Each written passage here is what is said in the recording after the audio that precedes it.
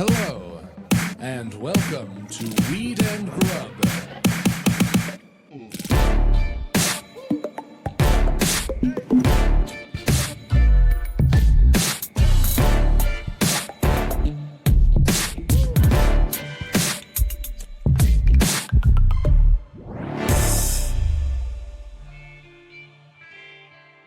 Two plugs up top, one of which ties into a very embarrassing tale I have to tell you about, Mary Jane. But the first plug, the day after this releases, Thursday, January 25th, 8 p.m., Glazer's After Party at the Comedy Store, headlined by Neil Brennan. I'm so excited.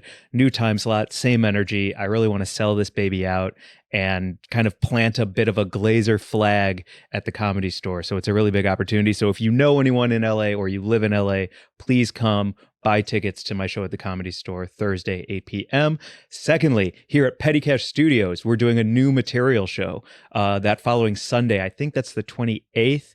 Tickets are $5. You can smoke inside. We'll use the scent air so it smells like sugar cookies instead of weed, or a mix of sugar cookies and weed. All new material. There's nowhere else to do new material here in LA, so we've got to start one. If you build it, they will come. So if you're looking for shows or you know someone looking for shows, please come out and support. And what's that show called? Bombs Away. Because there will be bombs. Yes. But hopefully they go away. I really thought that was just such a great title for that show. Thank you. Yeah, congrats. I'm excited for both of those shows for you. Fucking fire lineup on Thursday. Congratulations. Man, I'm so stoked. Yeah. And also, I want to time it so that I do my set right before Neil, so maybe he watches it. Okay. You know what I mean? Putting it on the record here. Putting it on the record. Great. It's a big deal. You gotta put it in the air, man, if you want it to happen. Yeah, he's on my Mount Rushmore. So what I wanted to share with you is I was at the Comedy Store Saturday night, I think, and I was starving. I just mistimed that window of like late dinner until like hanging out at the Comedy Store all night. And shout out Mike Black.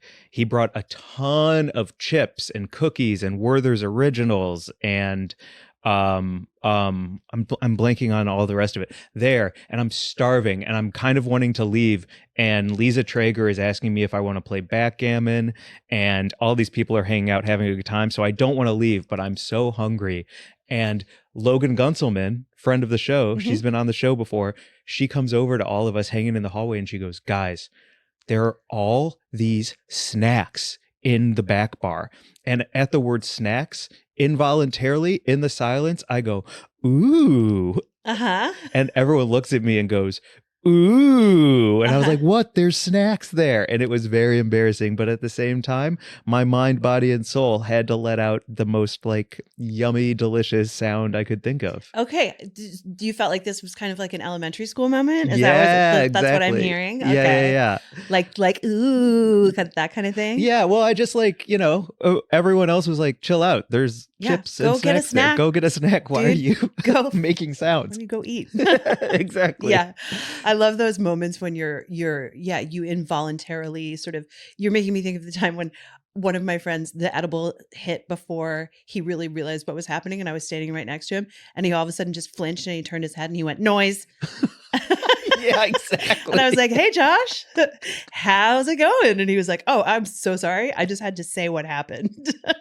Yeah. It's when your brain takes that shortcut to your mouth. Ooh. Yeah. When it's like, oh, I got to get out of there quick. Yeah. And it doesn't take the normal it doesn't take the normal pathway and it uses the fucking bridge. It's never a good move. I think also when you live alone like you do and like I do, we're just accustomed to saying things out loud without realizing that other people are going to hear us say those things. Yeah. Yeah. All the time. I'm like, they'll regret that. Oh my God. Or whatever. Great. What up, Mary Jane? How's it going, Mike? Great, everybody. Welcome to Weed and Grub. This is a podcast about comedy, cannabis, cooking, culture, calling shit out, and regrets, evidently. Well, or not having regrets. Having regrets. I'll tell you what. While we're still in January and it still feels fresh to acknowledge New Year's resolutions, mine is little things will not feel like big things inside me. And so when you say the word regret, my first thought is yes, absolutely. And my second thought is no, dude, let it go. That's nice. That's Yeah. good. That's also very in keeping with truly everything energetically, cosmically, universally, astrologically, spiritually. Like, yeah, let's not hang on to that stuff. Yeah. It's not going to do us any favors. I mean, sure. Did I carry around the ooh snacks feeling until I could talk to you on this pod 4 days later? Absolutely. Yes, you did. And that's why this is a safe space that I hold for both of us and you hold for both of us. We hold it together. We hold it for each other. Yeah. Yeah. Wow. This podcast at its core is all about allowing each other to burp the Tupperware. Sure. Yeah. What does that mean? Sometimes you got to let it out to keep it fresh. Yeah. Okay. I see. You're like a curing your weed metaphor there. Exactly. Also, you keep your weed in Tupperware? Well, I keep leftovers in Tupperware. Yeah. I only like the glass. Just saying. I feel you on that. The glass Tupperware. Well, not the Pyrex. We're in different brackets. I'm not in a different bracket. But can I just say on the tip of the safe space and holding it for you and you holding it for me and us holding it together for each other and for anyone who wants to come and hang out with us. One of my best friends the other night left me a 6.5-minute voice memo that was a total unwind spiral, very upset, big thing. And then immediately texted me and was like, don't listen to that. I'm so sorry. I just needed to put it somewhere. And I, of course, listened to it. And then I got back with like a 9-minute voice memo that was like, here's addressing all of the points that you brought up. And also, please always send those to me because this is what that's for. This is that friendship. This is that space. And I didn't have to listen to it. And obviously you were feeling weird about putting it out there, but like, I don't know. I'm loving that right now. I'm also on the Marco Polo app with a couple of friends right now. Do you know about Marco Polo? I've never heard of it. It's an app that I learned about during the pandemic. It's just like you can send a little video instead of sending a voice memo to someone through a text. You send a video message through this app and then they can just watch it whenever and respond in kind. And it's just a video sharing app, but it's great because I have friends in different time zones. And it was actually Jordan in New York who was like, hey, do you want to do Marco Polo with me? And we're like sharing little recipe clips and jokes. And sometimes she's like, Real Housewives tea or whatever. And so I'm doing that with friends. And that also feels like just a super awesome, safe space to like look at a friendly face and maybe like, you know, I've definitely got stuff going on in my personal life that I sometimes need a friend to listen to me cry about, you know, like I need to have a teary moment or whatever. So I just really feel you on the like letting this be safe here and also finding those safe spaces out in the world. You need your little lily pads before you plunge back into the dark, deep, cold water of the world. Yeah. Well said. Yeah. Well said. I burp Tupperware and you chill on lily pads. Yeah, hopefully. Trying. That's awesome. You know, we're looking for the lily pads out here. Oh, I mean, like my food, if you're on our YouTube, go to look at this picture. What is happening in this very it's disgusting at Weed and picture? Grub. Okay. I am striking out in the dinner area right now. Okay. It is not okay. I am trying to stick to my mostly meat and leafy greens and vegetables situation. Mm-hmm. What they don't tell you is that you're never allowed to leave your house for longer than a half hour. Okay. Because you will shit your pants. Like, when you're eating leafy greens and meat? it's just leafy greens and meat. And so ever since my worst cook days, I remember on episode 1 of Worst Cooks in America, before my very first intro to Bobby Flay was him through the earpiece, hearing what the producers wanted him to ask me, him nodding, and then saying to me, Mike, you're here because you say there's no such thing as expired eggs. As long as you cook them through, they're fine. And I said, absolutely. As long as you don't leave any white and it's cooked through, then there's no such thing as expired egg because all of the heat will kill all of the bacteria and then you're fine. Mm-hmm. And he goes, that's actually kind of a good point. And then we moved on. Wow. So this weekend, Sunday, I thought that my salmon would be fine as long as I cooked it through. Oh, no. Oh, no. Oh, no. Okay. I was talking to Sam, who works at the Comedy Store. She's in the booking area, and we were both talking about how like clean eating 2024. Put down the Oreos, pick up the fish. And she was telling me about a recipe she does to put salmon on a baking pan and put it in the oven at 400 with like some lemon on it and I was like, oh, I can do that. She's like, the best part is like your countertop doesn't spray with oil. You don't have to clean an air fryer. It doesn't smell. It just is oven contained. And I was like, great. So I did that. I smelled it. it was slimy. I should have washed it off. I washed it off in the sink and patted it dry, and then I put it in there, cooked it all the way through, ate it, laid on my side, sat upright as if I was like a mummy coming back to life, and raced to the bathroom, and I was out of commission for like 48 hours, even though it was cooked through. Don't eat bad salmon. Yeah. I don't even know how you gagged it down if it smelled weird. That's insane. Bad fish is like one of the worst smells on the planet, Mike. It wasn't turned. It was just like a week after the expiration date. Yeah, that's turned. That's bad. There's a saying that you can't smell fresh fish, right? Like if you can smell the fish, you shouldn't buy it or eat it. So like when we, because I worked on a salmon boat all those years, and like if a boat would turn up with a load of salmon that we could actually smell, we knew that those salmon had been left out on deck too long. There was one boat that pulled up at one point, and they had actually put the salmon in a tote with some bleach to get rid of the smell. And I'll never. Oh my gosh. Yeah, it was so wild. And my skipper just looked at it and he was like, "We can't buy these fish. What do you? This is insane. We're not going to buy these fish." What is this, distillate Yeah. from a underground No vape company? Yeah, we're not doing this. But a really beautiful fresh piece of fish, you're never going to smell it, right? So the fact that you smelled it when you opened it, I just know that would have been food for Bobo at one point. And I had nothing in my fridge. oh my God.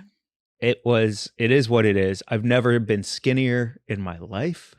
Okay. While some may call that dehydrated, I call it thin. Yeah. Yeah. Great. The vomitosis. Oh my gosh. Wild. It's been a real roller coaster since we last recorded for me. Yeah. Yeah. I'm it's been so wild. sorry that you had that experience. But again, if it's cooked through, and maybe, I mean, I definitely should get a meat thermometer, just because the accuracy of a meat thermometer means perfectly cooked steak every time, perfectly cooked chicken every time. Sure. But I do feel like there was no pink inside. It was cooked through. It was flaky. It was moist. The recipe was fantastic. Sam, this is not your fault. But I thought that the 400 temp would eradicate, kind of like a tattoo machine. Or whatever that's called, where you put autoclave? An autoclave. I figured my oven is an autoclave for salmon. There's so many things about this. Number one, I don't think it was the salmon. I don't think the salmon was actually bad enough to make you really sick, because you're saying you're just eating steak and leafy greens and shitting your pants on the street, right? Like, I think there's something wrong with you. Maybe you have giardia. I don't know. I just think What is giardia? The beaver fever? What is that? It's a terrible. Wait, say one more slang term that I don't know. It's a terrible thing that can happen to you when you drink contaminated water from a stream. Oh no, this is my worst nightmare. You know that. Yeah, I little sure wormy, do. maggoty botfly. You're full of them, creepy Mike. crawl. No. Maybe you got some pinworms in it. I don't even know. Maybe you have. No, I don't. I truly don't know. But I'm just guessing that if you're having such huge digestive issues, that this salmon in particular, while it might not have been hella fresh, it wasn't really the root cause of all of your problems. I think you're just a sensitive stomached person, sensitive guy. Yes. We all know this. Yes. Anyone who listens to this podcast knows that you have a great joke about diarrhea. Yeah. Which is? I didn't know. Wait, hold on. Sorry, I didn't give you much time to set it up. Oh, I don't remember eating this much diarrhea. Yeah. Like we all know. Yeah. You're a sensitive person. I got Night Plus Market last night. Oh. Because I was on my way home from a bunch of friends. We all smoked weed and watched the first couple episodes of season 2 of Love on the Spectrum on Netflix. Oh, great. And on the way back, I ordered some Night Plus Market. And I got the larb, and I got the crispy rice, and I got some fried pork belly. And I can't do it. There needs to be when you click on the ordering, it needs to be like spicy, mild, and like Jewish tummy. And whatever Jewish tummy is like what I have to click. And it needs to come with like an upcharge for like a big thing of milk. I don't know I don't know what I need it to be. I don't know. I can't handle anything anymore. I think you need it's a problem. Go see a dietitian and an allergist and a nutritionist. February 7th, I'm getting my blood drawn. Shout out Dr. Golden. He was like, let's figure this out. Yeah, we got to figure this out for you because okay, listen, if you're ordering crispy pork belly and larb, that's on you, man. Those are just bad choices that you're making that are going to fuck with those are going to fuck with my stomach. And I don't have stomach issues, but like crispy pork, it's so rich. Yeah. I made a pork belly sandwich last week and it was delicious. And then I felt real weird for about 6 hours afterwards because it's just too much fat for your body. The Trader Joe's pork belly? Yes, the one you gave me for Christmas. That is it's delicious, but it's rich. It's weirdly rich for even pork belly. I think pork belly is just pork belly, right? Isn't it always going to be just crazy? I don't know, man. The fattiness and the melty fattiness of that is you like were making bad crazy. choices if you're ordering that crazy stuff, especially if you're, like we said, you're having all these other issues. I know. Yeah, you need to be on. You really think I have Giardinera? Giardia? Yeah. Giardinera is like like an olive tapenade kind of situation, right? Yeah, hot dogs in Chicago. Great. So maybe that's what's wrong with you. Doctor. I've got Giardinera. She thinks I have pinwheels and Giardinera. Oh my God. No, I was thinking about the pinworms. This is a really disgusting episode. Oh, yeah. Ooh. I was just watching a TikTok about someone whose kid had come home with pinworms. And then there was someone explaining in the TikTok, she was like, well, here's where the pinworms come from and how they get passed on. And like the whole situation, I was just like, nope.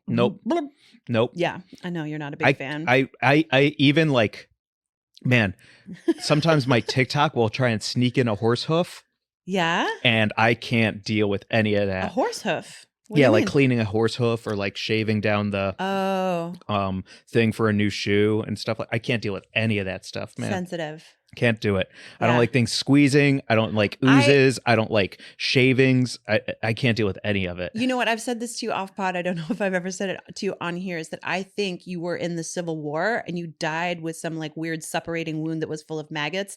And it's like past life shit that's coming back to get you because you're so specifically squirmy about it. Yeah. In a way that like, I know you're like, you've had major surgery. You've been hit hard. You've been like, you're not like a squirrely, squeamy, weemy person. You watched Human Centipede, for God's sakes. Like you've a bunch of stuff that I could never do. Yeah. That I'm super squirrely about. But when I'm like maggots, you just literally like, I watch your eyes go black and I can feel your butthole tighten. It does. And it comes from a place that other things don't come from. I don't know. I think you might be right. Yeah. It's a deep something that I can't even tap into the actual heart of. Right. Yeah. And I don't know if, I don't really necessarily believe in past life stuff, but I do believe in generational things that are handed down. So maybe an ancestor of yours died in a weird way with a suppurating wound full of maggots, or maybe you did on the battlefield in the wherever I told you it was. about my recurring dreams, right? Let's hear them. Have I told you about my recurring dreams about my leg injury where I'm pulling things out of it? Yes, you have, actually. Yes, you have. So I think you're absolutely right. No. I do think that this is a either past life or string theory multiverse of me that is like sending signals to this me.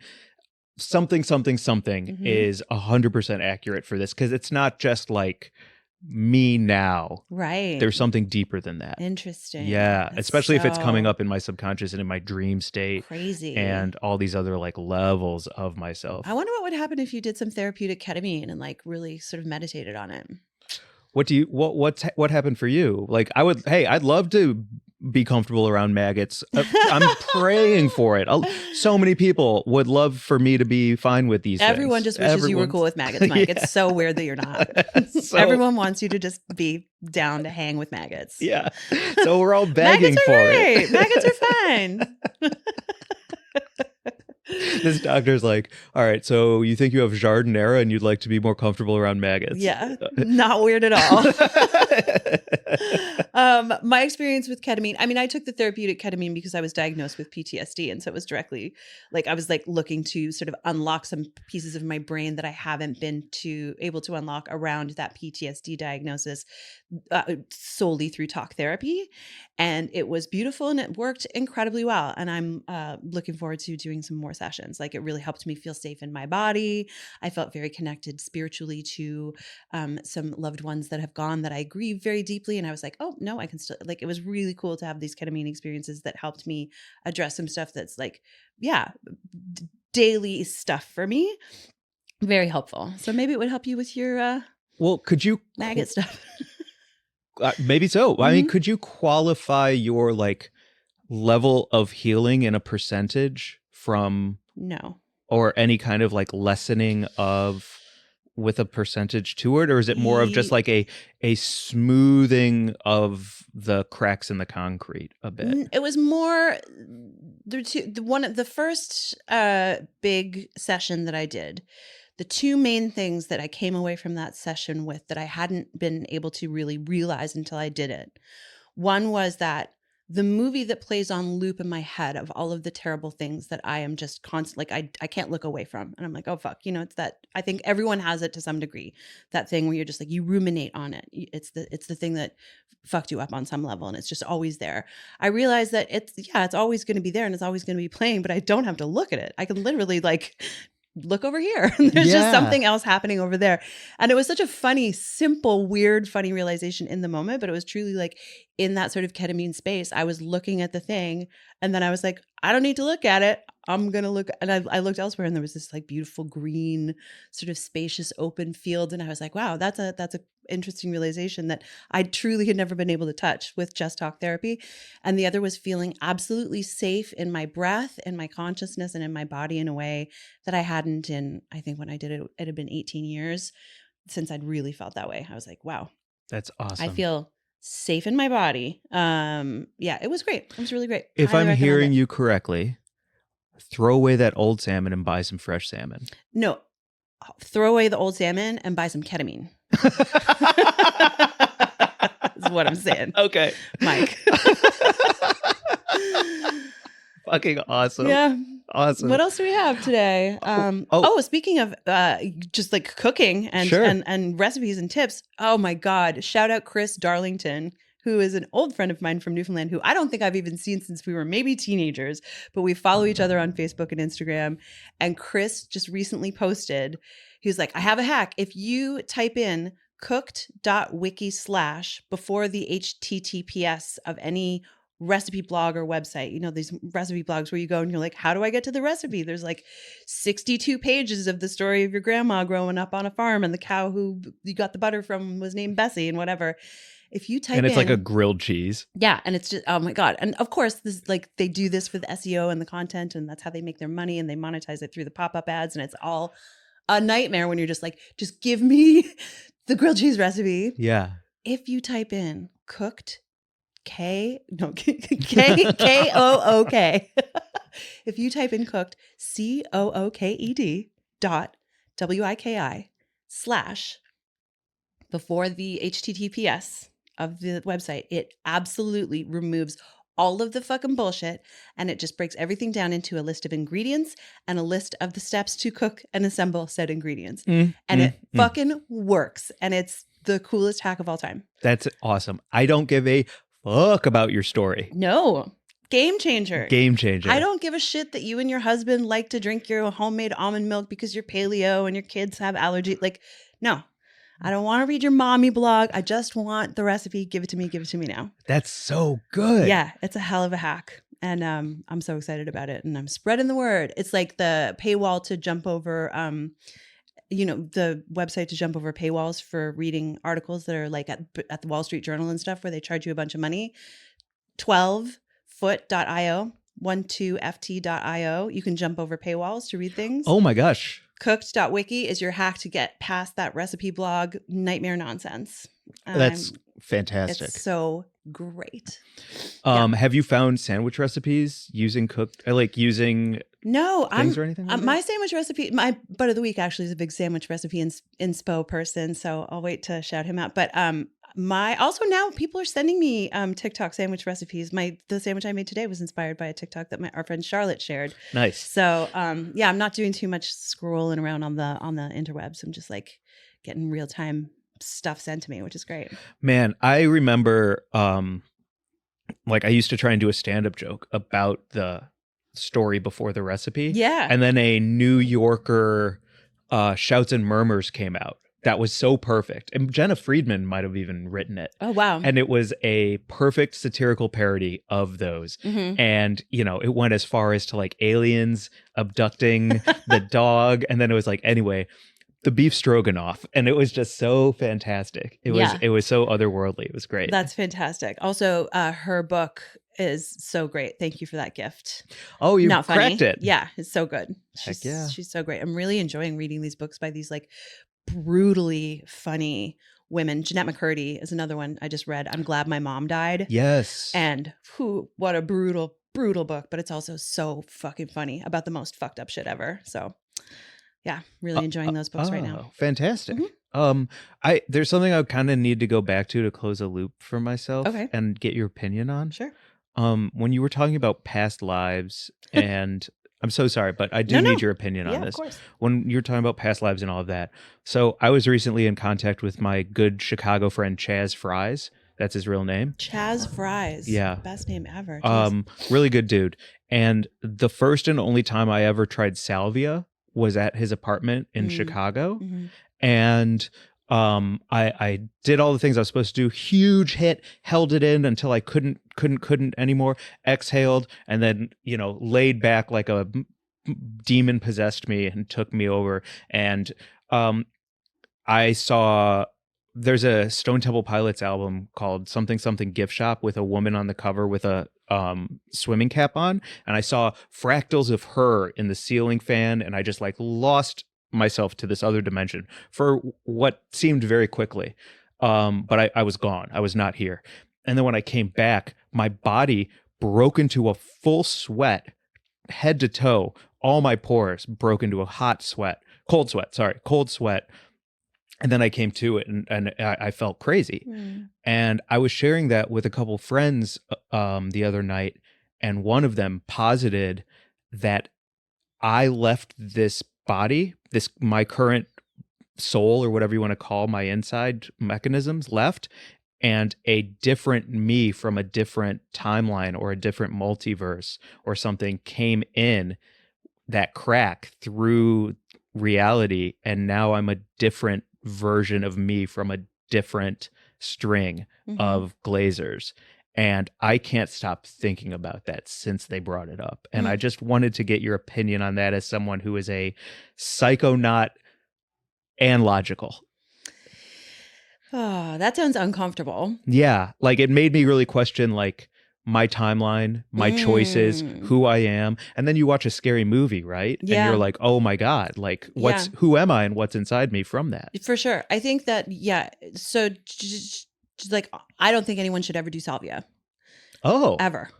I think that my experience with watching someone do it the way you did it, it was my boyfriend at the time. We were living together. We, spent every waking moment together, and he smoked it and he went away. And when he came back, he opened his eyes. He had no idea who he was.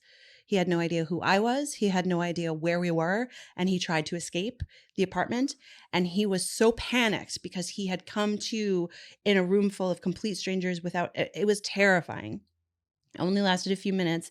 And then when he sort of like came back, he was like, I never, ever, ever want to experience that again. I didn't know what was it was just awful. And he had like repercussions for several months where he would have little sort of moments where you could see him sort of remembering it. It would like resurface. And it was I really, really, really think that salvia can be very harmful for anyone. How funny for the thing you can get over the counter at the gas station, for that to be the one that's like will kind of crack your code a bit. Can you? I don't even know. At the time, I thought it was purchasable at like head shops and stuff as like an alternative to weed. I think that is how we got it. Yeah. Because this would have been probably 12 or 14 years ago now, a long ass time ago. But I just don't think it's something to mess with.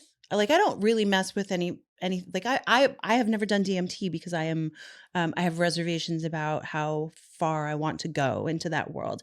So I don't know. I think like just obviously this is something that's already happened to you, so I can't caution you against it. But anyone listening, like really be very careful. As far as like something entering you from a different timeline, I think that's like where you can really start talking about, how drugs can destabilize you and like how you can really start to feel weird about it. And then if you get it as a sort of like a repetitive or intrusive thought, that can become really problematic.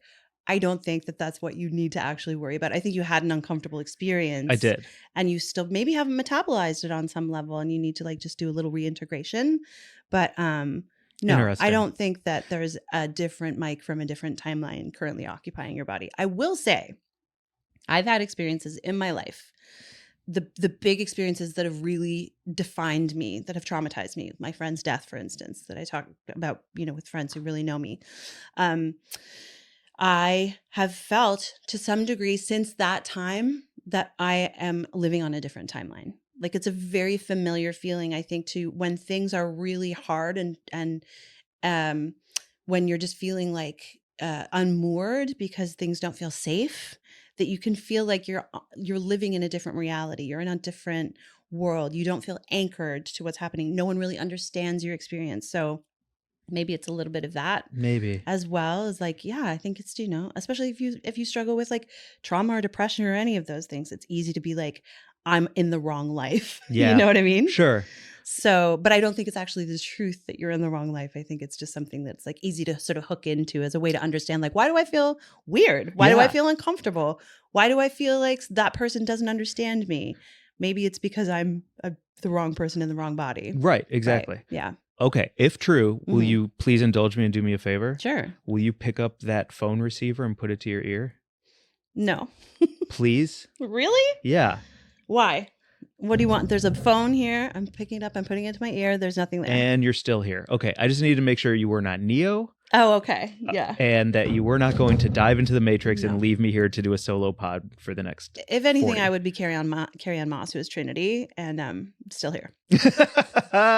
Also, they're both Canadian. Are they? Mm-hmm. Okay. Okay.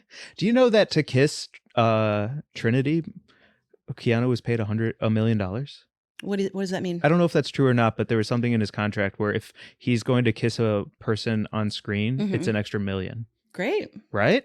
Yeah. I wish I got $1 million every time I kiss someone. Fucking great. Is this a good spot to do our news story? I think that's like actually a perfect tie-in. Trippy Yeah, stuff. yeah. Okay, so our news story, our Grublet Gazette, is coming to us this week from. I read it on High Times. I'm sure it's been reported elsewhere. Oh yes, it was reported in Nature magazine. There is a new move to use artificial intelligence to identify drugs. I just heard a very cool episode of Hard Fork, which is a tech podcast, where they were talking to a researcher who was using AI to identify new types of antibiotics.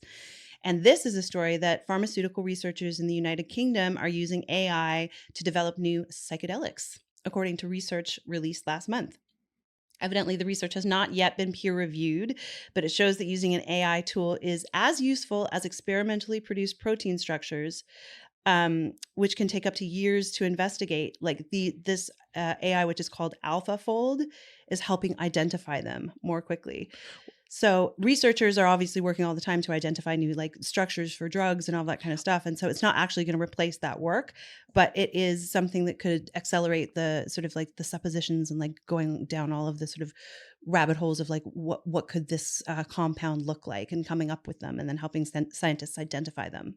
When you say identify, are we talking about like this could be a beautiful addition to how much research we need in cannabis to understand as much as we can about this plant without the thing? No, it's identifying new compounds. So it's literally saying like, here's the synthetic structure of a new compound. So Sasha Shulgin, who is known as the godfather of ecstasy, synthesized over 700 different psychedelic compounds through his work and his life. And he wrote PiHKAL and TiHKAL, which are the two sort of like Bibles of psychedelic research and synthetic compounds. And he's incredible if you want to read about him. Sasha Shulgin's amazing. And so that kind of work is still ongoing with researchers working in labs to identify how to create new compounds and all sorts of like this is throughout the drug world. Yeah. But this is specifically this one group of people is using this AI tool, which is called, I said the name, AlphaFold, an artificial intelligence tool which was developed by DeepMind in London to identify new psychedelic compounds. Which means new drugs that may have never existed before could be discovered. That's right. That is awesome. Yeah. AlphaFold will not take the place of other methods of discovering new drugs. It's not a panacea, says Karen Akinsanya, president of research for therapeutics at a drug software company, which is using AlphaFold. She says there's a lot of people that want AlphaFold to do everything, but a lot of structural biologists want to find reasons that we say we're still needed. Finding the right balance is different. So obviously this is finding like a way for AI to work to enhance and work with scientists to make their research. I mean, this is thrilling to me for better. a couple of reasons. Yeah. First and foremost, it could speed up the process significantly to help discover ways to curb addiction. Mm-hmm. So if something like cigarettes, alcohol, heroin, meth, the thing that you take to get off heroin, which I'm blanking on the name for, like you could, like there may be compounds and discoveries through AI that we can speed up the idea of like helping get out of this opioid epidemic and putting new scientific compounds out there to help curb and delete these types of addictions, which could be huge. On the flip of that, dance all night, party all day. And who knows what that can look like. Like, Yeah, you know I what think I this mean? is specifically about therapeutic stuff. Like all the dancing all Sure. night stuff is not really happening so much. Well, it is happening in labs, but like, Yeah, it is. yeah, college labs. I mean, look, yeah. I mean, if they're giving Molly to octopi, then we're learning things all the time. Sure. But yet, it's also, well, I know that this will be interesting to get your take on, actually, because the other thing that you make me think of is when everyone has Neuralink and our spines are just tapped into the singularity, and you can inject a compound directly into the base of your brain and instantly have that compound react with your molecular structure for some kind of specific instant result. That could come at some time. Sure. Did you ever see Strange Days? Oh gosh, so long ago. Yeah. So long ago. Yeah. I want to give it a rewatch. It was such a good, creepy, weird look at like, yeah, that idea of tripping through linking your brain to a system. Absolutely. Yeah. There was also another really amazing movie called Until the End of the World, which is, I think, 4 hours long, but the last hour of it is dedicated to like that kind of idea of like tripping on your own subconscious. Fucking cool. Wow. Which ultimately would be magnificent. Like, I'd love to meet the other me's in the multiverse and have us all come together through like a compound that lets us, shrink our subconscious to the size of a quark to be able to like flitter through space and time and like meet each other. A conference of mics. Yeah, like who else would I want to hang out with? All the Glazers in one place, all the Mike Glazers from all the multiverses in one. We're all just shitting our pants and making bad jokes together. How nice! What a fantastic time. This is thrilling. Like, this is what I am interested. I'm so anti AI for so many reasons, but when I hear about something like this, I'm like, yep, nope, this is a good thing. Yeah, the more I hear, obviously if you follow Reggie Watts, like he's so pro AI being an enhancer for the human condition and for society and for a way to like move us forward. And he's constantly like showing me that like there are ways to have hope about it. And then I just read the fucking news or like Elon does something insane. And I'm like, no, it just doesn't seem like it's good for us. So it's really nice to have a story reinforce like, yes, drug development. Yeah. Listening to Hard Fork, I was like, okay, phew, great. AI is doing really great stuff in the pharmaceuticals industry. And now it seems like in the psychedelics world. So that's great.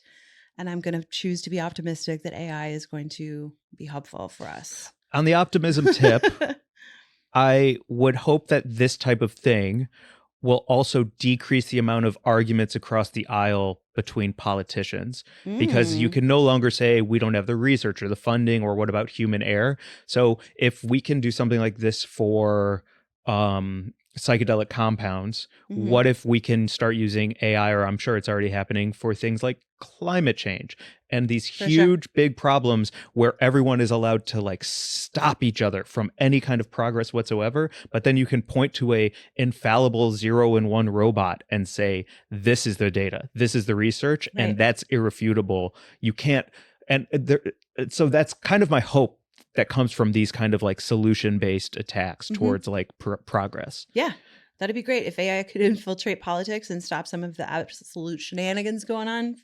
Huge. Yes. I'm already so stressed out, and it's not even the end of January in this crazy year politically. So yeah, of course. Love course. So like, you can't, if Ted Cruz is ever like, actually just because the cumulus clouds are filled with acid doesn't really mean much. And it's like, well, robots tend to disagree with you.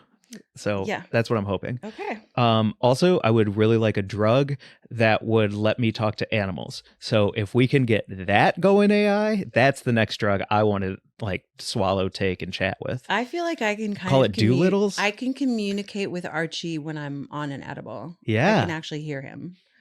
I had actually when Bobo was still around too, I had a night with him where I took an edible and he was just really close to me and we were watching TV together, and like we just got closer and closer and closer to each other's faces, and I was like basically like making out with him by the end of it and just listening to him breathing. And he was such a gross, weird old cat too. It was like disgusting, but also I loved him so much that I was like, this is amazing to like commune with him in that way. And I feel like I do that. I did that with Archie last night, actually. I was kind of like I was in in his fur behind his ears and just smelling him and like loving him so much. And I was like, yeah, like an edible and some physical contact with your pet. You can hear what they're thinking. Okay. Well, Get off me. oh, that's it. Will you relax? God, why can't you leave me alone? She's so needy. Well, if producer Mark listens to this episode, because producer Alex is here right now and I'm dog sitting for Noodle. So maybe tonight I'll take 50 milligrams and Noodle and I will just smell his ears. Smell each other and chat. Yeah, it's going to be great. You're going to love it. Awesome. Actually, all of this kind of ties into a question we got. Yes. So moving on to Jordan. Oh, yeah. Our friend Jordan. Who wrote us this following email. Hey, how's it going? I'm a big fan of the show. And I appreciate the advice you gave me previously. Are we going to do a trade-off read for this? Okay, sure. Okay. I'm somewhat new to weed still. And my knowledge has grown exponentially since getting a job at a shop. Everyone I work with is fantastic. But I want to learn more outside the shop. What books or resources do you recommend? Appreciate all you do. Fuck the feds. Jordan in happenstance. Hey, Jordan. Thank you so much. Great question. I used to love reading all of the books that would come in when I was an editor at High Times, and people would be like, I'm going to explain weed to everyone. And it was like, usually like some person who just had a story that they thought would be interesting. And then you read it and you're like, not that interesting. Yeah. But there are a few, I think, required reading books that like have stood the test of time, and always there are more coming out. But I would say number one would be the Cannabis Grower's Handbook by Ed Rosenthal. Oh, yeah. Famed cultivator, Ed Rosenthal. The Cannabis Grower's Handbook is just like the Bible if you grow, if you want to know about the plant at all.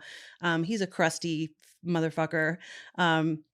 And he has every right to be, I guess. He's been doing this for a long ass time, and I'm sure he's like fought all of the battles.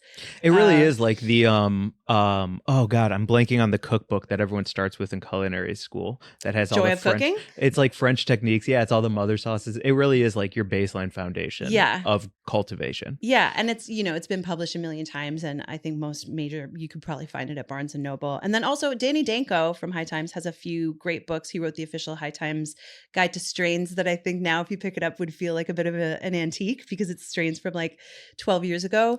But he wrote his cannabis encyclopedia, or I can't remember exactly what it's called, but we'll put links to all of these in the show notes. Yep. You can look up Danny Danko's cultivation book and Ed Rosenthal's cultivation book.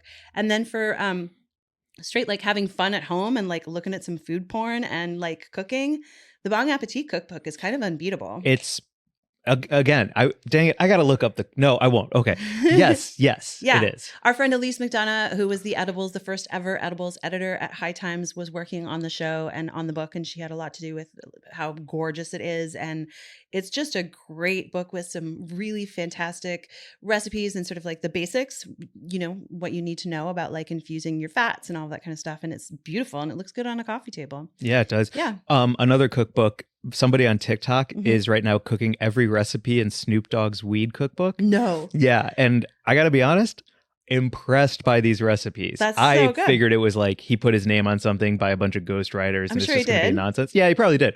But the recipes are still phenomenal. That's awesome. Yeah. Wow, I did not know that Snoop had a cookbook. Okay, I'm going to check that out too. We'll add that to the list as well. 100%. And then also, if you're interested in cooking with cannabis, our friend Christina over at Fruit and Flower, she doesn't have a book out yet. I'm sure it's in the works, but she has an amazing Substack. You can read some of it for free, and then you can also subscribe. I think it's like $5 a month. I'm a subscriber, and she has weekly newsletters and recipes and videos, and she's also just a great follow on Instagram, but she's super, super, super knowledgeable and educational and informative and cool. To add to that, not only does she have recipes, but she does deep dives into edibles and compounds and research and flower. Like she, there's a lot of education in there, as well as cocktails and bundt cakes and things like that. Yeah, she'll talk about the different forms of like solventless, why you should use rosin versus using distillate, or what's going to be interesting about pairing this particular strain with this particular flavor profile in food. And it's a good time. So check out Fruit and Flower. And then also, I wanted to shout out our friend David Bienenstock, who I also worked at High Times with. He wrote a great book that's just about cannabis culture and politics and the history of it, called How to Smoke Pot Properly. Yeah. And it's a great read, and you can learn how to roll a joint in a windstorm from it and a bunch of other stuff. And it's just, I feel like culturally it's a great touchstone, because his career as a cannabis journalist is like the last, I don't know exactly how long, but I'm going to say like 25 years at least, maybe 30 years Absolutely. of what's been going on. He was in this just in country. Humboldt trimming. Yeah. Like the dude is tapped in. Yeah. In every way. He went on Tucker Carlson's show and fucking showed that fucking smug frozen fish air. What was what? Fuck, I hate that guy. And he's not on TV anymore, so we don't have to look at him, which is great. But yeah, so David Bienenstock went on Tucker Carlson and was just like, "Shut up, man! Just shut up." And his book is called How to Smoke Pot Properly. Yeah. One more pitch. Especially, congrats on getting a job at a shop. That's exciting. Congrats. That's so cool, Jordan. Yes.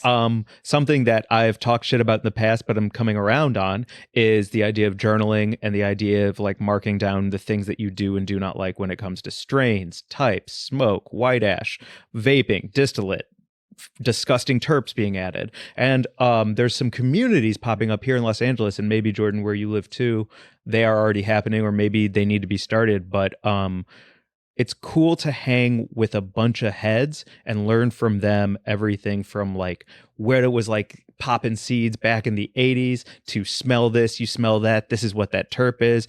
And there's a lot of like circles happening right now where everyone is sharing their knowledge while smoking joints at places like Astor Club. And that is an exciting thing that I didn't have until very recently, and I'm very excited to get deeper into that kind of community. So cool. The weed nerds are so interesting, man. Like I used to, when I would work at the Cannabis Cups, after the day was over, we would all go back, all of the staff and some of the heads who were like judges for the cup and stuff, and we would always end up hanging out in the parking lot. And always I would gravitate, because I'm just like a night owl and I always want to stay up late and I always want to be in conversation with people. I would always gravitate toward the guys who were always at the fucking edge of the parking lot around a picnic table with all of their different flower out, just comparing notes and talking shop. And it was so wild to I usually just sat and listened, because they had so much to say about back crosses and F1s and this genetic and that clone, and that guy's full of shit because he didn't get his seeds where he said he did, and this is the profile, and these just like, it's so neat to learn from people who really know what they're talking about. So absolutely, those meetups are crucial. They're crucial, because you can't just like look on Reddit. You're never going to learn that way. You got to talk to people. I tried to look up on Reddit last night if any of the Greek philosophers were pedophiles, and it was just a bunch of strangers chiming in with their thoughts. There was no hard data, and I was very frustrated. Okay. So yeah, I don't trust Reddit or QRO or whatever it's called. Quora. Yeah. No, it was just a bunch of faceless bots being like, pop. Yeah. Absolutely not. Okay. I'm not going to ask about the Greek pedophile shit. Well, it's for a joke I'm working on. Okay, good. Do we need to dive into it? Do you need me to ask about it? No. Do you want me to try and? I'd rather shoot some shots and fire some shots at someone. Okay. If you'd prefer. Oh, that makes you tense too. I don't know. Just pedophilia in general, I feel like, is something we don't need to get into on this particular podcast. I think you're starting your own podcast in conjunction with your special, maybe? Is that going to happen or no? Yeah, but I don't think we'll tap on it there either. Yeah, so I don't want you to use this podcast for your dumping ground for that stuff, though, is what I'm saying. Know what I'm saying? Yeah, that's what you hit save and draft for. I'm like, that was a save and draft thought. Yeah. And it accidentally got posted. Yes. Yeah. You feel me? We're not going to... Weed and Grub is not the spot for that. No. No. I'm so sorry. This is, we don't want to pour salt on this earth. Right? Absolutely not. Keep it fertile and good. Yes. Cool. Okay. Apologies for that draft sneaking through. No worries. Anyway, there are our recommendations, and we can do another round if people want to hear more. But those, I think, would like be a great little starting library for you if you want to know more about culture, cooking, cultivation, all of those things. I think we got you covered there. 100%. Yeah. And this is also a great time to shout out the Emerald Cup for denying my judging application. If you're listening to this episode, I know some shit, and I can't believe that you said, I don't think you're a qualified judge for the Emerald Cup. Oh. Big mistake. You're stupid. You're wrong. I know what I'm doing, and I care so much about this community and the small businesses. Wait. So why did you say no to my judging application, you fools? What did the response that you got say? Unfortunately, we had so many applicants, and since we opened it up to the general public this year, we can only take so many people. Yeah, so that doesn't sound like it was a judgment call about your actual cannabis knowledge. It's just like we only had so many slots to fill, and we couldn't get you in. I didn't get picked, so it is a judgment call. And this podcast is so good, and I think we care and we learn. And so I'm just going to call it the Emerald Cup and say you made a big fucking mistake. I know what I'm doing and I care. You think that's going to get you picked next year? Don't care. Jesus Christ, Mike. What? I don't think that's the way to be. It's not. And also, don't care is a lie. Of course I care. Well, Otherwise, I there wouldn't you bring go. it up. God Look, damn. It's not my fault. This is a version of me that I didn't even want inside this body. Oh, okay. This is I blame string theory for this entire section. I feel that. Yeah. Yeah. So yeah. I am actually hoping that the good me that's floating around just on the outskirts of this reality is like tapping on the glass, being like, he's destroying his career. Let me in there. He pushes people away when they get too close because he doesn't want to get so close to get hurt. So before they can hurt him, he hurts them. Tap, tap, tap, Tap, tap, tap, tap, tap, tap. Stop it. Don't do that. I'm just calling it out right here. Much appreciation, Mary Jane. Yeah, of course. Thank you. Speaking of appreciation, I believe we have someone sent us something because they appreciate us. It was really nice to get. I'll get it right now. Hold Okay. on one second. Hang on. I'm going to cough and you're going to get, why don't you get that thing and then I'll just keep talking. And then when you come back, I'll cough. And that way we don't have to edit anything out because there's no space for anyone to think we're not on air. Okay, you ready? Yes. The time that they took with this, and you haven't seen any of this yet. Oh my God. But the amount of time. So one, this is from Hannah. Hannah, thank you. And I'll hand you this first. Okay. If you want to read it, it's pretty beautiful. Oh my God. This is long too. Yeah. Whole missive. Oh, I'm going to take time to read this off pod, but it says, we'd like to share with our best buds, sending hugs, nugs and kisses. Oh my God. I love that so much. Nugs and kisses. Oh my God. Hannah's the manager of a hemp-based dispensary out of Southern Illinois called the Wellness Center. Shout out the Wellness Center. Shout out the Wellness Center in Southern Illinois. I've been listening to the podcast for a few years now, and it is truly my absolute favorite top recommendation. The only one I genuinely count down the days until the next ep. You guys keep me informed, laughing, creative, and always wanting to pack a joint or pass a gummy too. Whoa. And then there's some things for us to try in this package. I also loved it because this letter that came with it from Hannah that explains how hemp can be sent all over the country. Yes. And so to get a lovely gift from Hannah with something like this, I just wanted to share that with you as well. Yeah, it's so neat. So the idea, I mean, it's so crazy. The distinction between hemp and cannabis is simply the level of THC contained in the plant. It is all the same plant. It is Cannabis sativa. Hemp is considered hemp when it has less than 0.3% THC. Anything above that is considered cannabis or marijuana. And so under the 2018 Farm Bill, hemp was legalized for distribution and sale. And so that's what these products are. Yeah. So I Very will. cool. Also, while you unwrap, I'm going to continue to read just a little bit here. Okay. Okay. Hannah explains the hemp gummies Delta 8. I like the Delta 8 for daytime use. Our traditional THC only hits one set of receptors in our body, whereas Delta 8 hits both sets, causes most who use it to have less anxiety and paranoia. Here's our safety instructional card. And the very end says, my cat Meow Meow fully embodies Bobo by being just the most adorable, loving asshole that terrorizes a neighborhood. We're sending loving energy your way. Hannah, this is amazing. Thank you so much for taking the time. Yeah, it's so great. And wow. Okay.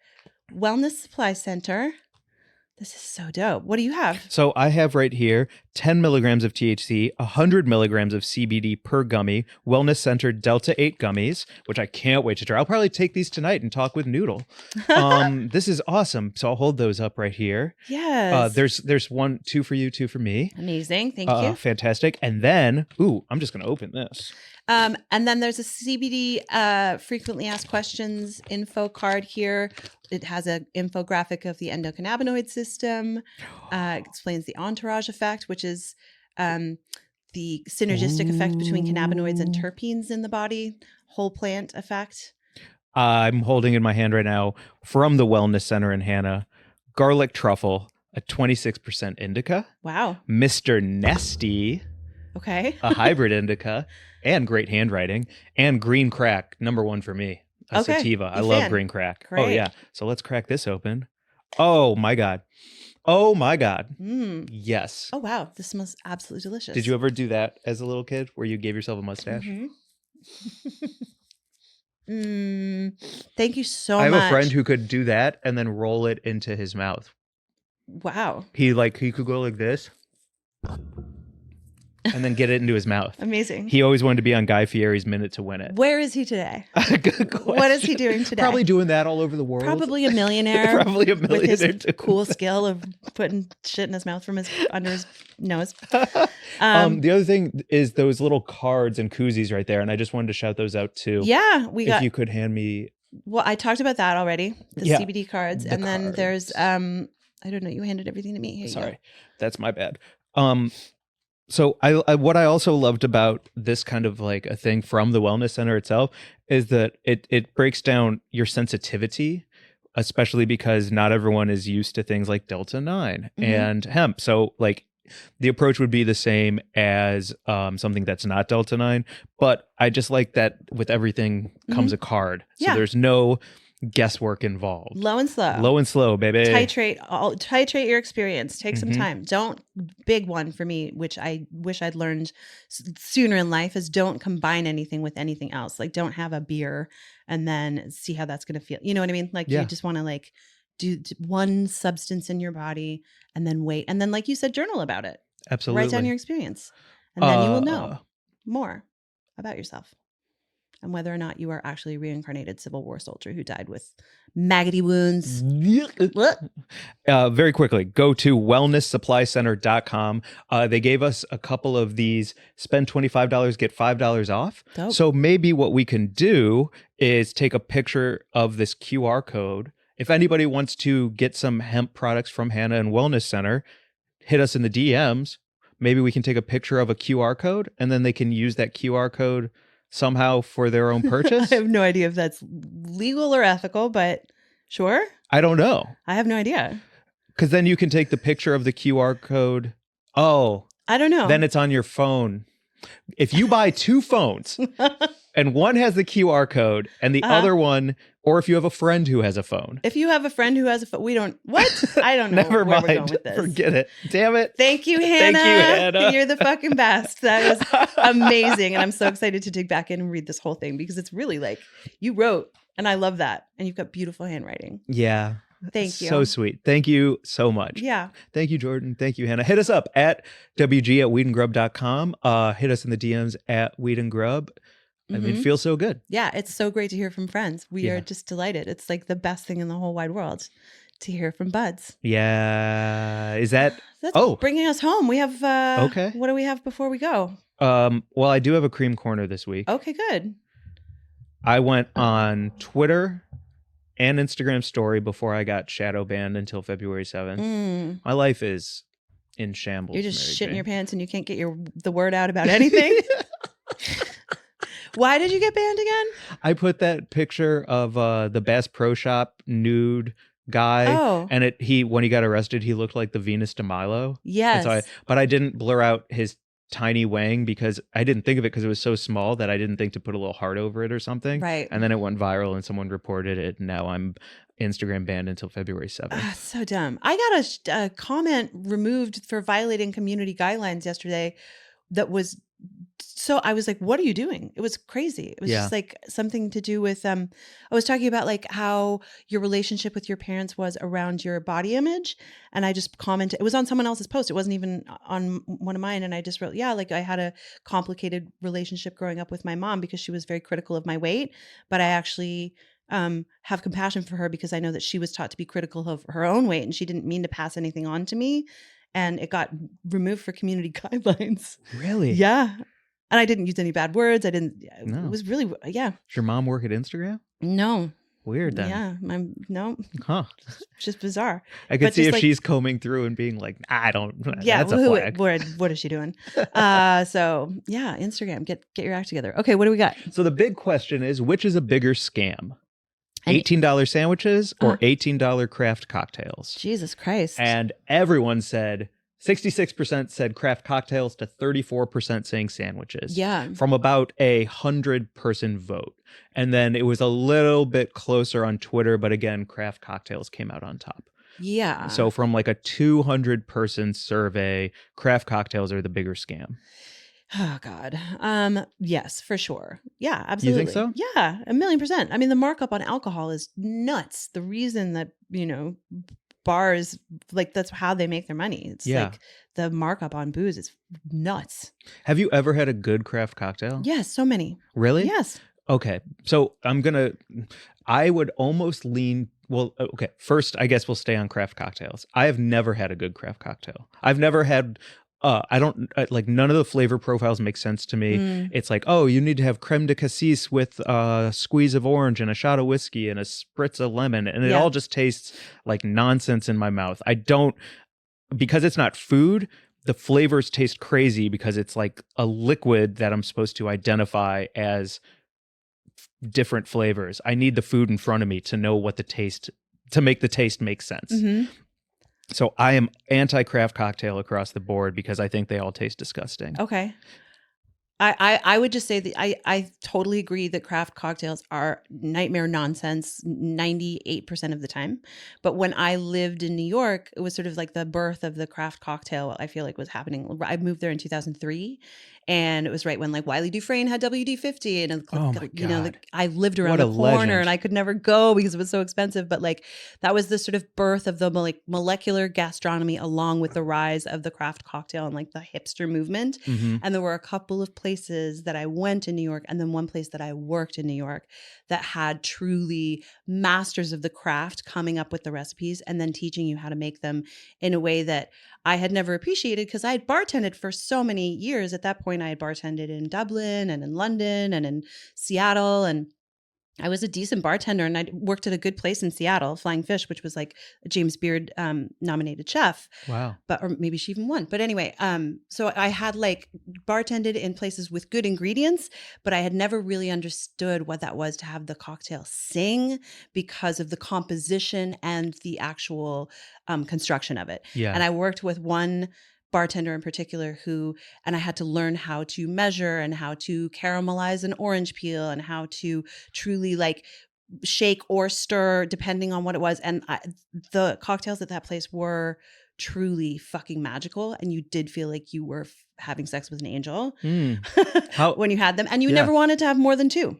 What was the price range on something like that at that time? About it, like it would have been at that time $14 or $15, which in today's dollars would be 18. And there was a beautiful place called Angel's Share, which I think has since shut down. That was, I think I took you there actually when we were in New York. It was secret like, above. Yeah, it was up above like a Japanese restaurant. And you had to go through a secret door. Fucking awesome. Angel's Share was another place that had those like truly, the bartenders were so serious, zero sense of humor.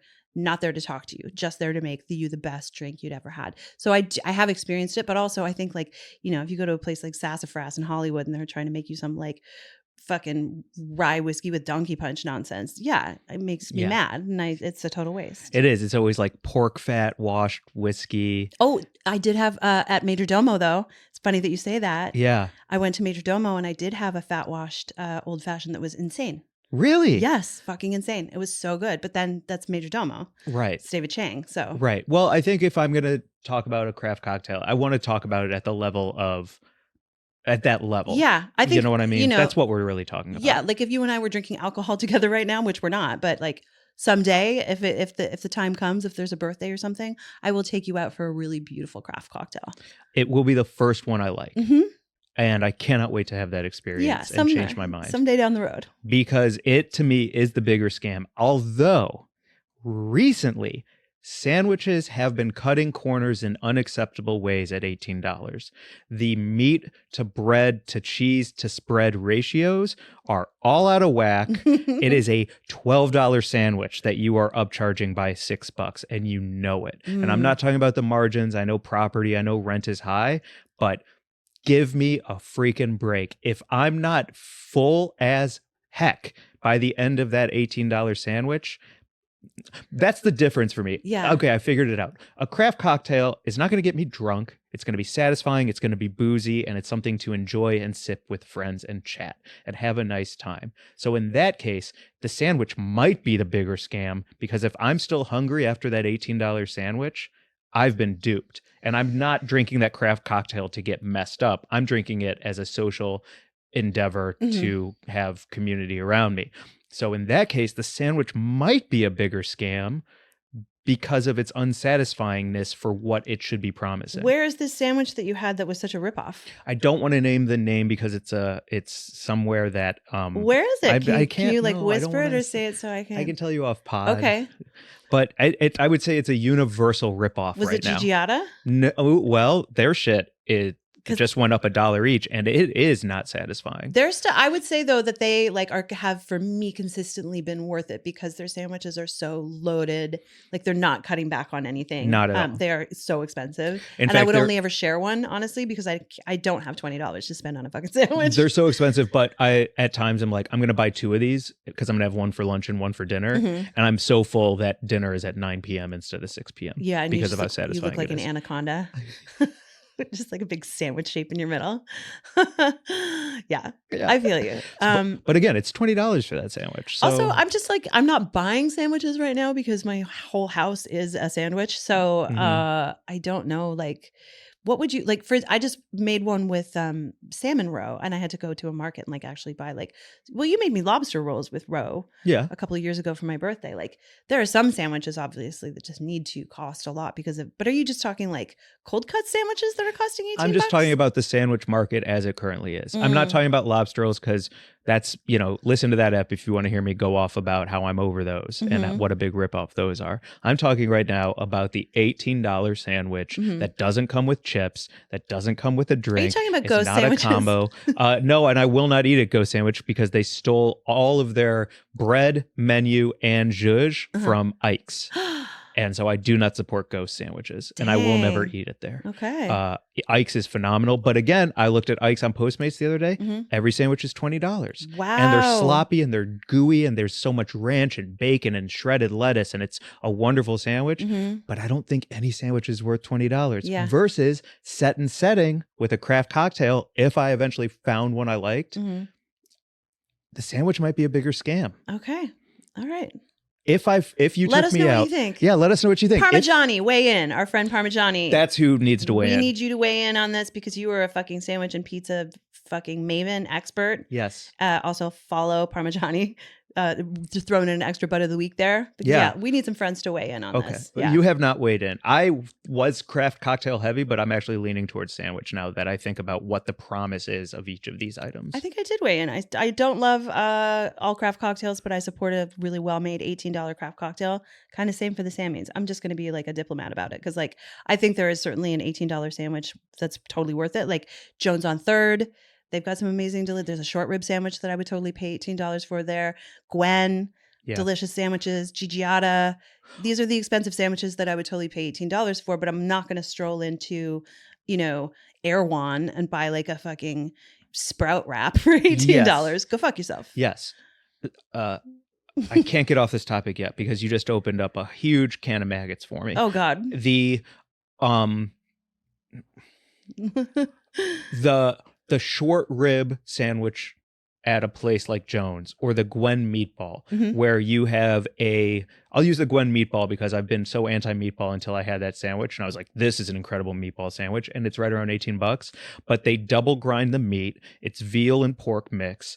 Then they bread it. The amount of work that goes into that short rib sandwich or that meatball sandwich, the homemade pesto, the homemade 24-hour sauce, the homemade bread, the cheese, all of that together, labor is an $18 sandwich. Yeah. I can get behind that. Yeah. When you're just up there and you're like shredding or you're slicing the turkey in the mandolin and you're doing all the things when that you're Mickey Eddie Rourke in The sandwiches. Wrestler. Yeah, exactly. Don't and cut your that's hand. $18. Yeah. Yeah. And I think that is also why I don't like the craft cocktail. My flavor palette is not deep enough in the spirit world, meaning alcohol. I'm very good at ghosts. I don't think that spirit world is I don't know if I'm being ripped off or not. Okay. I think that's Fair. the problem. Yeah. I think this is the case in all. Like, it's how do you walk into a dispensary and know whether or not you're being ripped off unless you really know about weed? How do you have to learn by doing? You have to like sample and learn and know like someone who really knows about weed is going to be able to walk into a dispensary and spot the jar that's $35 that's totally fucking worth it. Mhm. And they'll know that other jar that costs $50, even though it looks like it's, like more top shelf and shit, is absolutely not fucking worth it because of the grower and the strain and just what they know about it. And they can look at the lab results. Same deal. Like you can walk into it, you can look at a sandwich menu and be like, that's not going to be worth $18 fucking dollars. And Absolutely. yeah. So Jordan, we gave you our answer on books. If you have any recommendations for books to read about sandwiches or alcohol, please write us back. Well, that kind of brings us to our buds of the week because it does. Oh, I wanted to tie it to something else, but should we move on to buds of the week? I think so. Okay. We're getting there. All right. Well, I was just going to say, because my bud of the week is a sandwich enthusiast and educator and informer, Barry Enderwick. Greatest follow on social media. I follow him on Instagram. He has an incredible account called Sandwiches of History, and he makes sandwiches from history, from old timey books, and he makes them exactly as the recipe calls for to start. And then he tastes it, and then he always pluses it up with one ingredient, and it's so fun. He's just like, so he kind of reminds me a little bit of Bill Oakley in that same kind of vibe where he's just like an enthusiast, and that's all that matters, and that's why you're there. He's just so into the sandwiches and into the recipes, and he brings cool little tidbits of history, and he always tries to put it like in some kind of historical context, or if he's using an ingredient that like in 1912, like for instance, he just recently made a peanut butter sandwich, and he had gone to the store and he had ground his own peanuts, so it didn't have any preservatives in it or anything. Sure. He uses ingredients from around the world. I don't know. He's just great. And he makes a sandwich every single day. Really? I don't know where he gets the time, because I also know he works full time. I believe he's in the Bay Area. I would love to meet him. We follow each other on Instagram, and occasionally he'll like comment on one of my sandwiches, and I'm always just like, oh my God, he's a sandwich fucking celebrity. So Barry Enderwick, all the sandwich knowledge, all the sandwich recipes, follow at Sandwiches of History on Instagram. And also he has some other channels too. He's the best. That's awesome. Yeah. Ooh, great. I've never seen a video. I'm very excited to add that to my algorithm. The greatest. And then sometimes he'll like have a week where he needs to do other stuff. So he'll have guest people make sandwiches, and his guests are like legitimately famous, crazy, amazing guests. It's wild. Like the people who follow him, you're like, Mark Maron. That's oh my God, Mark Maron making or whoever it is. It's just great. Yeah. So do you want to put it in the air for you to get the call one day? Please God, yes. This is a dream. Goals 2024. Yeah. That's great. Mm-hmm. Cool. Okay. My butt of the week this week is fellow friend and comedian Shane Torres. We met each other when I was headlining. We both headlined at Outside Lands. You and he and I, we all ran around grasslands and smoked weed and hung out. And he just came out with a new album called Blue-Eyed Mexican. And I watched it the other night, and it is so funny. It is so funny. It's also on Bert Kreischer's YouTube channel because he opens for Bert all over the world. And he just got passed as a regular at the Comedy Store. He lives in New York, but he's bouncing between here and there. And if you ever get to see him live, especially headlining himself, because I think, I'll say a couple things. I think that when you open for somebody like Bert Kreischer and you crush it, you hope that translates to your own career and your own headlining, but it doesn't always give you the boost that you deserve, I don't think, because it's like, oh, that one guy before Bert was so funny. Well, that guy before Bert is Shane freaking Torres. Mm-hmm. He has the best Guy Fieri joke I've ever heard. His new album, again, Blue-Eyed Mexican, is one of the best hours of the year, and it's only January. So go see him live. If somebody like Bert can co-sign him, then please support somebody like that, because he is just a great comic and he's a great dude, and nobody does it like him. Amazing. What a great butt of the week. I can't wait to check that out. I've been watching specials because I finally caved and got Netflix. And so I've been watching a bunch of comedy specials. I'm excited to watch. Absolutely. Where's his? So it's on his YouTube at Shane Torres, and it's also on Bert Kreischer's YouTube. Dope. Okay. Yeah. No reason to mention Netflix at all. Sorry about that. Well, the thing is like get enough views on it so that he can license it to Netflix. Yeah. You know what I mean? Fantastic. And then because Bert and Bert's wife, Luann, I think her name's Luann or Leanne. I'm so sorry. I know we're coming for you, Bert. We're taking your number one spot. I'm not going to learn your wife's name. Yeah, that's better. Oh, Jesus. Sorry. I love you, Bert. But the point is that I don't know if it came out of Shane's pocket to record it or it came out of Bert's pocket, but either way, make Netflix pay for it. Yeah. Get those guys their money back. That's right. Yeah. Sorry Cool. about that middle part. Well, this was a rollicking good time with gifts and gab and weird, disgusting maggot content. And, I had a great time. Yeah. What else do we have before we go, Mike? Maybe next week I can tie in this week's bad salmon to another thing on my TikTok algorithm, fish fraud. Ooh. Which is really, really going gangbusters right now Okay. in the food world. Fish fraud is on the rise, and we all need to look out for it. Okay. I'm excited to learn more. Yeah, Will so you maybe bring- that'll be a bit of a what would that be called? Not a cliffhanger. What's a good weed teaser? word? Yeah, Oh. but in the weed world. Oh, I was going to say in the fish world. Oh, I don't know. well, that's the end, or as they say, Finn. Nice. Okay. Okay. All right. Okay. That was good. Go see Mike at the Comedy Store, everyone. January 25th. He's going to be fucking pulling it out just like that. Just like that. And follow us at Weed and Grub on Instagram. Our TikTok that we post on sometimes is Mike and Mary Jane. We've gotten some followers on there. We're like at 1,000. 100%. Email us at wg@weedandgrub.com. We love hearing from you. Thank you so much, everyone who reaches out to us, DM us. Just like we love that you fuck with us, and we are always here to keep a safe space for us and for you. So we're super grateful. 100%. Check out the Wellness Center. Yeah, thank you so much, and we'll see you next week. Bye, everyone. Bye.